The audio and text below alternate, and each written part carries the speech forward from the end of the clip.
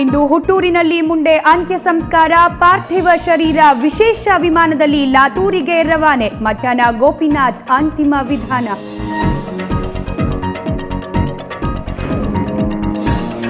ಉತ್ತರ ಪ್ರದೇಶದಲ್ಲಿ ಸಾಮೂಹಿಕ ಅತ್ಯಾಚಾರ ಪ್ರಕರಣ. ಬೆಂಗಳೂರಿನಲ್ಲೂ ಸಾಕಷ್ಟು ಅತ್ಯಾಚಾರಗಳು ನಡೆದಿವೆ. ಸಿಲಿಕಾನ್ ಸಿಟಿಯತ್ತ ಬೊತ್ತು ಮಾಡಿದ ಯುಪಿ ಸಿಎಂ.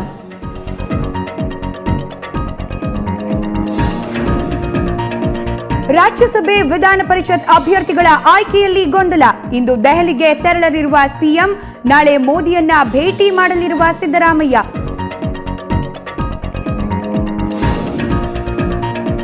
ಮಂಡೂರು ಬಳಿ ಕಸ ವಿಲೇವಾರಿ ಸಮಸ್ಯೆ ವಿಚಾರ. ಮಂಡೂರಿನಲ್ಲಿ 144 ಸೆಕ್ಷನ್ ಜಾರಿ, ಸ್ಥಳದಲ್ಲಿ ಬಿಗಿ ಪೊಲೀಸ್ ಬಂದೋಬಸ್ತ್.